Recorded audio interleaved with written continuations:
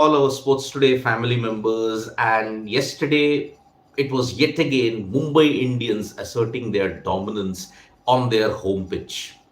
After restricting RCB to 196, we felt that okay, maybe the RCB bowlers do have a total to defend, but no. In 15.3 overs, Mumbai Indians chased the target down with Ishan Kishan, brilliant 69, Rohit Sharma, an aggressive 38, Surya Kumar Yadav, his fastest ever IPL 50, and Hardik Pandya 21 of 6, meaning Mumbai Indians now are 7th in the points table and they will be really looking forward to ensure that they continue their resurgence in the IPL points table.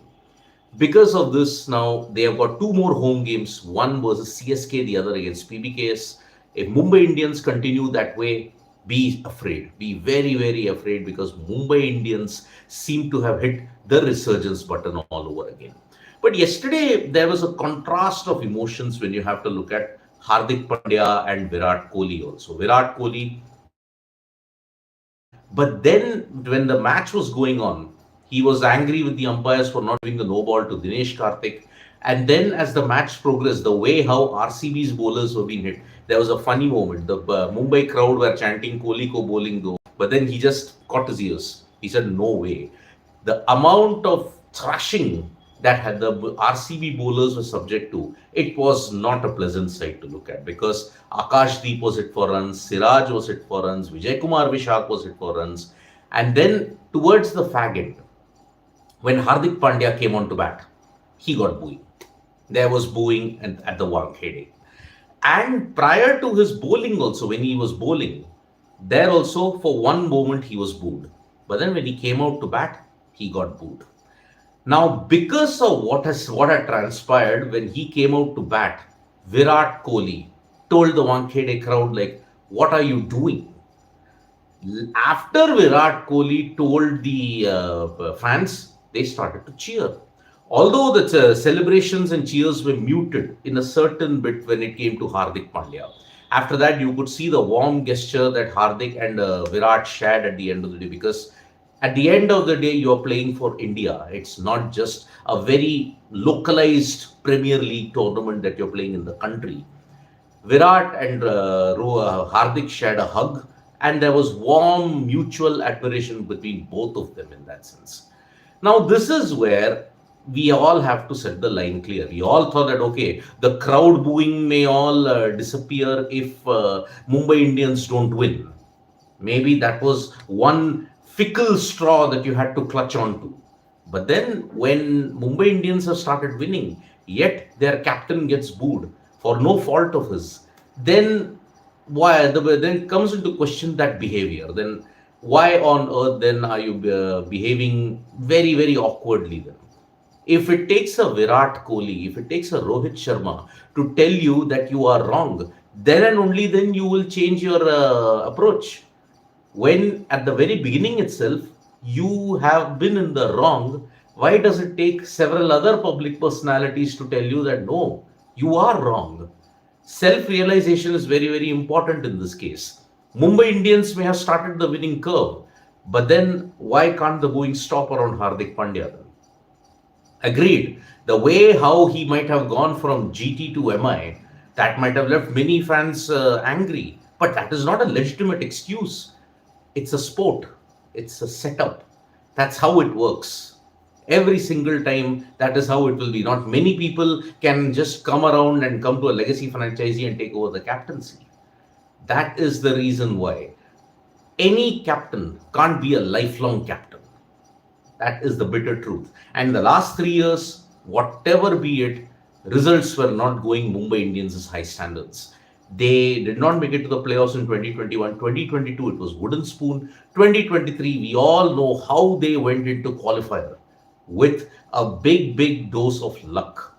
Now, that is where Mumbai Indians didn't win the title for 3 years. Change had to come. Many people would be saying, okay, 2025, the change could have come, but no, I think the management did not want to wait until 2025. And that is why they decided, okay, let Rohit be fed up on all the issues and the pressures of captaincy. Let him get back into good batting form. So far in the 5 games that Rohit Sharma has played, he's hit aggressive 30s, he's hit an aggressive 40, but then his form is still not there. Maybe his task now at this point is just ensure that he gives fast starts. He is not looking at high scores, and that's why that is the current situation that we are looking at. So, Mumbai Indians have hit mission resurgence button, and now they are looking in good touch, and especially if they play at the Wankhede. Oh, good luck to teams that defeat them. RR did do that, but now even RR have lost at home, so that is the start of their slump, probably in that sense. But now let us talk about Jasprit Bumrah. I mean, man, oh man, that guy is an absolute genius. On a featherbed of a Wankhede track, 5 for 21. Everything went right for him. He got Kohli out for the fifth time, and then he proceeded to be on a hat trick not once but twice.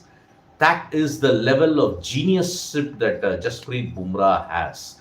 So, Jasprit Bumrah, when he won the Player of the Match award, he gave a very insightful detail of to how he wants to prepare.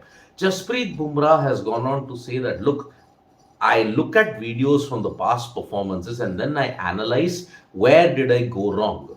In the nets, I go bowl to bowl batters who are power hitters, and then I get the answer as to, okay, how am I reacting under pressure? After that, I am ensuring that I carry that exercise and that answers and the research onto match day, and that is how I do it. Looking at the wicket, he's just not relying on the Yorker. He believes that some days my Yorker execution may be off. So I rely on other deliveries. Today he had stated in the MI versus RCB game, the wicket was sticky. So I need not have gone for the Yorker. I went for the good length, back of the length, hard length deliveries. And that is where he found tremendous success in. So Jasprit Bumrah, adaptability and having the proper homework done is the key to success in that sense. So Jasprit Bumrah, kudos to him for ensuring that yes, he is in the bowling standards of this modern era. He's an absolute genius when you look at it. One hopes that his fitness holds up in that sense. Jasprit Bumrah, on the other hand, he continues to show the world that yes, proper research and some old school style preparation never hurts anybody.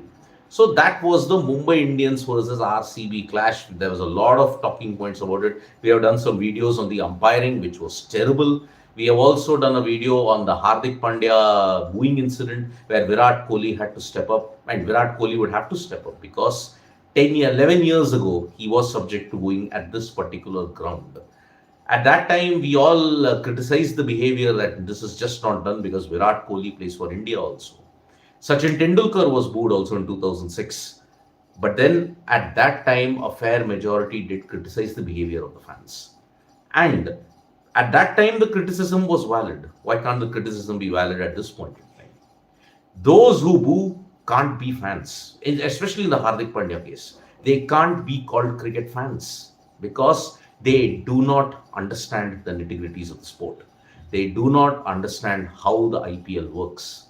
So that is why fan behavior has to be called out. If it is bad, it is bad. Now, we can't hide it under the garb of booing, oh, that it is there and there, a freedom of expression. No. Freedom with responsibility, that is the key. Always freedom with responsibility. If you can't enjoy that responsibility, then that freedom is very toxic for you. So let's hope that the fans understand that.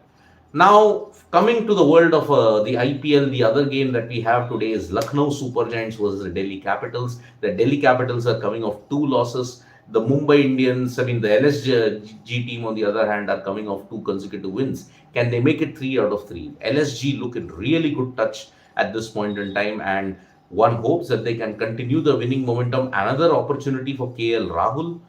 Mayank Yadav, on the other hand, he is aiming for fitness on April 19th. That is the period in which he would want to be totally fit. So Mayank Yadav will be missing this game, but LSG do have the reserves to ensure that they put on a great show indeed. Yash Thakur in particular, 5 wickets that he took. So wonderful stuff from LSG, and now they will start as the favourites against the Delhi Capitals, who really look demoralized at this point in time. Another loss for them, and they could be packing their bags and saying, okay, next year they'll try for a title because they have to win this in order to even stay remotely in contention for it. From the world of other sports, if you have to look at it, unfortunately, Badminton Asia Championships India's challenge has ended. PV Sindhu lost, HS Pranoy lost, Tanisha Kristo, Ashwini Ponnappa, they all lost, and that's why India's struggles in the world of badminton continue. Unfortunately, it's not the ideal build up for the Paris Olympics. That is one major issue that is plaguing them. Today is the fourth hockey test between India and Australia. India had put up a tremendous show in the third test. They had lost that 1-2. They had their moments, but yet again they failed to capitalize against the mighty Kookaburras. Today is the fourth test. If they do well in that, then India will at least have something to cling on to in the hockey world heading into the Paris Olympics. But if they lose the remaining two tests, then there are big problems for the Indian team because they are paired with Australia and Belgium in the Paris Olympics. On the other hand, if you look at it, the candidates chess tournament, it was a case of missed opportunities yet again for our Indian stars because Gukesh yesterday had a chance to take the sole lead because Fabiano Caruana and if you look at it, Jan Nepomniachtchi, they held each other to a draw, and Gukesh had the chance to go on top in the candidates, but he unfortunately blundered against Ali Reza Firouzja after the game that he was dominating. He blundered, and that is why Ali Reza Firouzja beat Domaraju Gukesh. And because of this, now Gukesh is in second position at this point in time. He is in second position with 4 points. Nepomniachtchi is in the sole lead with 4.5. Pragnananda, on the other hand, he drew his game also with Nakamura, and that is why he's on 4. Vidit also drew his game against Nijat Abbasov. He had a chance, but then he couldn't capitalize, and that's why 4 points. That's what Pragnananda, Gukesh, and Vidit are on. But yes, 0.5 behind Nepomniachtchi. But now with Gukesh losing, there is a threat now that the momentum will be lost. But today is a rest day in the candidates, the second rest day out of 4. We are in the halfway stage of the candidates with 7 rounds to go still. So 7 rounds remaining. Let's see how the Indian contingent shapes up. Vaishali, on the other hand, she also had a torrid time. Even Koneru Hampi's game ended in a draw. They seem to be out of it when it comes to the contention because Stan Zongi is with 5 points out of 7. She's leading and looks to be the clear-cut favorite to win the candidates in the women's section. In the open section, just 0.5 separates 5 players. And that's why it's going to be a very important rest day for all of them. After that, the next round happens with 3 or 4 rounds, if I'm not mistaken, followed by the last rest day. And then after that, you're going to see the last 3 rounds being played. Now, let me take some questions that are there at this point. Mayank Madan, Faf must have been sacked by now. No, where is the other captaincy option, Mayank Madan, for Faf, for Royal Challengers Bengaluru? No way. I mean, see, Faf is the only reliable captaincy option that they have got. Yesterday he did well, 61 or 40, but then RCB's other facet, the bowling is absolutely gone to the pits because they couldn't defend 197 on that pitch. Even 230 could have not been defended. That is how bad the RCB bowling is at this point in time. And their woes are only going to increase because if they lose one more game, then they will have to win 7 out of 7 in order to stay in contention. Looking at their current plight, if RCB lose 1 or 2 games, it's game over for them. And their chances of lifting the trophy will have to wait for 1 more year. AI has predicted that RCB might win the title in 2027. But that is also very subjective because RCB will have to have a total overhaul when it comes to the batting and the bowling. It's just not working for them. In the mega auction in 2025, we hope that RCB can do that. So that's the way. JRK, how does timing for over rates actually does include DRS, batsman interruptions? Yes, JRK, it does. So whenever there is DRS, whenever there is any kind of interruptions, all that is taken into account. That is how the over rates are calculated. If it's an umpire thing, that is a review or all those kind of things, that time is also added, and then you determine whether there is an over rate offense. Cricket is a lot of India media complain about Pakistan fielding standards in PSL. Now in IPL, this is worst ever fielding. What do you think? Yes, umpiring in this IPL as well as the fielding has been pretty strange. Let me be very honest about it. The Indian fielding in particular, yes, it's not set the standard high. It's not set the stage on fire. one has to hope that their fielding improves, because in the T20 setup, fielding is the one thing that will improve. Although there were some good catches being taken. Yesterday, Reece Topley took a good catch, but then yes, generally the Indian fielding has been a subject of worry at this point.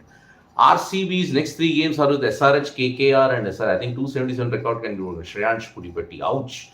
Yes, RCB's next game is at home against Sunrisers Hyderabad, who really, really look good. And their next game is against KKR. They just have a mental block against KKR. They just can't seem to crack that code.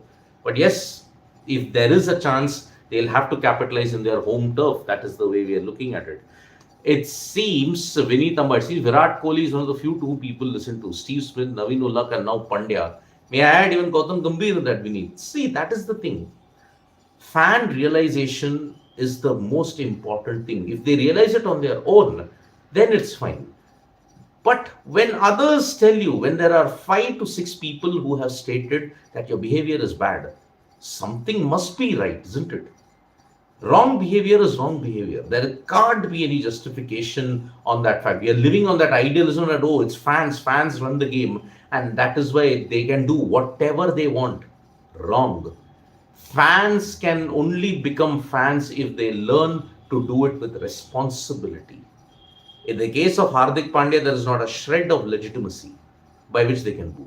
So that's the way we look at it. So thank you so much, folks, for joining us for this live. We'll be back with more updates on sports today. Today is Lucknow versus Delhi. Let's see how that happens. Will Ishan Kishan Samson get a chance for T20 World Cup cricket is religion? Big discussion that will come up later. The squad announcement is coming up. Let's see how that happens. How would you see MI's chances based on their batting firepower? Sportsman boost after Sky and Shepherd inclusion. MI really look the part.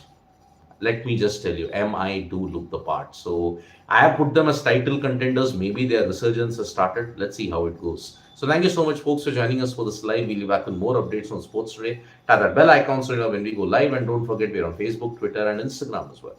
Bye-bye.